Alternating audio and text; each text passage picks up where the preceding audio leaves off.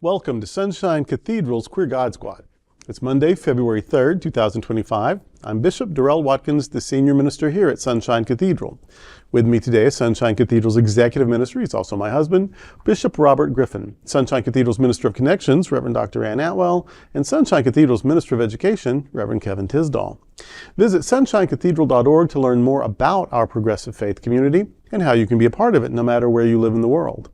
And if you live in South Florida, be sure to check out the Sunshine Cathedral Center for the Performing Arts, offering entertainment for the LGBTQ+ community to benefit the LGBTQ+ community. To learn more about Sunshine Cathedral, make prayer requests, or offer donations, go to sunshinecathedral.org. Queer God Squad was created by Hotspots Happening Out to support our mission to explore the value of faith in the LGBTQ community. In 2025, we are celebrating the 40th anniversary of Hotspots Magazine, the 25th anniversary of Queer News Tonight, and we produced the 25th anniversary of Stonewall Pride Parade and Festival on June 14th. We are the largest nonprofit LGBTQ media organization in America, and we encourage you to support our mission to inform, entertain, and educate our community and allies. If you enjoy the Queer God Squad, please share this or other episodes with your friends, family, and social media communities. This is the Sunshine Cathedral perspective. Sherwin T. Wine, a gay founder of a Jewish movement. Sherwin T. Wine was the founder of the Society for Humanistic Judaism. He died in 2007. He was an out gay man. Wine combined the philosophy of humanism, an appreciation of Jewish culture, and congregational life to create a modern approach to Jewish identity. He championed the right to marry whoever you love, regardless of gender or religious affiliation. Wine officiated interfaith weddings, and he allowed non-Jewish people to join his congregation and the Humanistic Jewish movement. An inclusive, humanistic spiritual community founded by a gay man is one more example of the innate spirituality, intellectual curiosity, creativity, and love of community that is found time and again in lesbian and gay lives. Rabbi Wine offered a religion where God was optional, but love, dignity, and compassion were the foundation of faith. May Sherwin T. Wine's memory be for a blessing. Amen. Amen. What a great story. You know, you don't often hear stories like that. And that's one of the things that I really appreciate about Sunshine Cathedral and the Queer God Squad is that we do hear about these folks that have made inroads into a progressive theology. Stories like this can be life-saving to people who really don't know history or that they even have a place within a faith tradition. And I have to wonder if maybe now Sherwin T. Wine could possibly be another Sunshine Cathedral saint. Yes. What do you think? Yes, indeed. I think he came out of the Reformed tradition. Makes sense. Yeah. Yeah. Makes sense. I mean, it could be Reconstructionist, but it might be Reformed. But anyway, it's considered the fifth sort of school of American Judaism. So of course there's Orthodox, which is global, and then conservative, which I believe was an American sort of invention. And it's misleading the name because it's actually a pretty progressive denomination within Judaism. But it's sort of American. And then Reform, which I think really came out of Europe, but is big in the U.S. And then Reconstructionism, which was started, and then Humanistic Judaism. So it's become a major, sort of player, even though it's fifth in ranking or whatever. But it's good. And what his thing was, just he liked. He was proud of his Jewish culture, and he loved the Jewish community, and he knew that a lot of that community was based around ritual and stories. Yes. Yeah. And so he didn't want to get rid of that. And so let's go to synagogue and let's share these stories and let's share these rituals and let's have the amazing oneg at the end where we eat and drink and enjoy each other. But you shouldn't have to pretend to believe something you don't believe to have that. Right. And he thought that people were good, basically good, meant to be good. And if you're not good, you're just the good gone bad, or the good that's broken. And you can get better. And that most problems were humanly created. Most problems can be humanly solved. That humans are smart, we're going to get smarter. We're strong, we're going to get stronger. And he just thought that there's nothing really wrong with us. Doesn't mean we don't make mistakes or that you can't be broken or damaged, but that humanity as a whole is good, and there's good within us, and we can get better and better and better. And you can do that with or without a deity. And you can do, in fact, might do a lot of terrible things in the name of a deity. And so if you get that out of the way, you can just focus on being good. And tell the stories, but how is this socially relevant? What is sort of the psychological meaning of this? What is the anthropology behind this? And let's look at our stories as literature. Let's look at philosophy as something you can apply to your life. Let's look at the oneg as a meal that we share together. And so he took the mysticism and superstition and all of that out, but kept the form and let it be sort of a social thing and an ethical thing.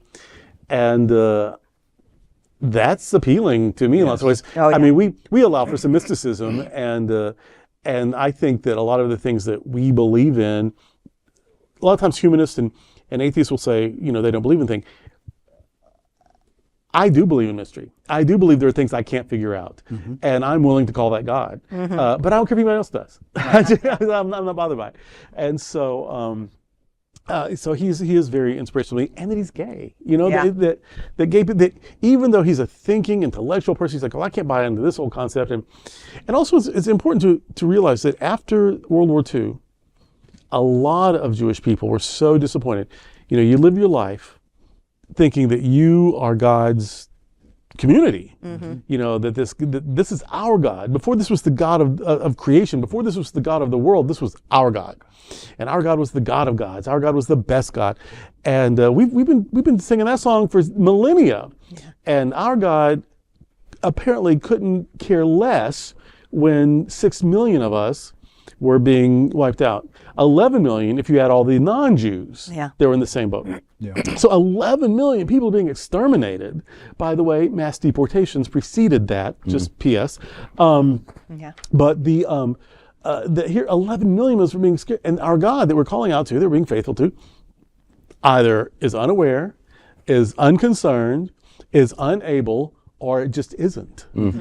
And so a lot of people became like they left faith. Yeah. But you can't stop being Jewish. You can't stop being, your story, your history, your family. And so I think that Rabbi Wine was kind of genius in saying, if you can't buy this, you shouldn't have to have the things that you do enjoy and that are life-giving for you. Nice. So, and if you need God, fine. If you don't, that's good too. Like, God was just a non-issue for his brand of Judaism. And I wish that could be said of, and I think it can be said of Christianity. We are Christians because we follow the example of Jesus. We like his message. We want to live by it and share it. And that is true whether or not Jesus was divine. That's true whether or not there was a God for Jesus to embody. Jesus is still very cool, and we'd be better off if we followed his example. Add God to it if you want to. Yeah. Perfect. Well, that's what I like about the concept. He's the founder of a Jewish movement, and I like part of the movement. Like, I don't think he was trying to find a denomination or anything. It's a movement. And I think that's the breadth of the movement, is that it also keeps things alive. It keeps it fresh in this perspective, and just keeps it all going. So I like the concept of movement, especially Jewish movement. And if anyone's wondering if there is a church out there that kind of speaks to that, guess what? Seriously. Here we are. Sunshine Cathedral is a church that speaks of non-dogmatic reality. We're not interested in following any particular doctrine. We're not interested in making you believe something that you don't believe. We are interested in helping you to discover who you are as a human being, and we will always treat you with respect and dignity, whoever you are, wherever you are, because that's what Sunshine Cathedral is about. Yeah, I love coming to do this program and plug Sunshine Cathedral because people have to know that there is a church out there. Atheist? So what? Jewish? So what? Baptist? I was Baptist before I learned better. So what? Whoever you are, whatever you're doing, we are a place where you can come in and discover more about your walk. Because we call a lot of our stories myths, doesn't make them less true. Just find your truth in the stories that we share. And that's what we're about. And I think that's a lot about what Pike was about, saying to people, your walk is your walk, and I can walk it with you with respect and dignity. Well, that's today with the Queer God Squad. Before we go, we want to invite you to join Sunshine Cathedral on a wonderful travel experience and help our mission for our community. Join us on the Florida AIDS Walk Pride Cruise. This unique 3-day cruise will sail from Miami on the $1 billion and ultra-deluxe 170,000-ton MSC Seascape on November 2nd, 2025. The cruise is for the Florida AIDS Walk. Your participation helps 13 vital beneficiaries in our community. The cruise is an incredible value starting at just $199 and is also a fundraiser for the Sunshine Cathedral. Parties, special events, and more aboard, including a special unlimited beverage and open bar with Wi-Fi for all 3 days for just $68.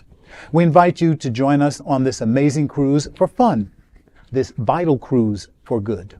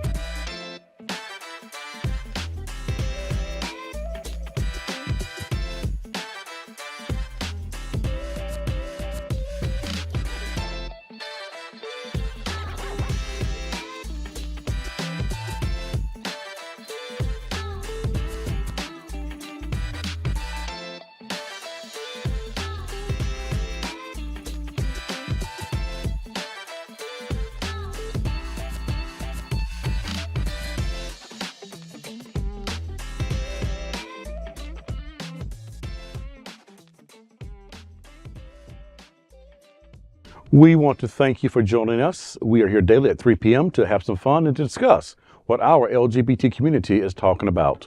Sunshine Cathedral is the world's leading progressive queer church. Progressive, queer, and God are words that naturally should go together. We all are in this together. Remember that. You are God's miracle, not God's mistake. Until next time, we are the Queer God Squad. Goodbye.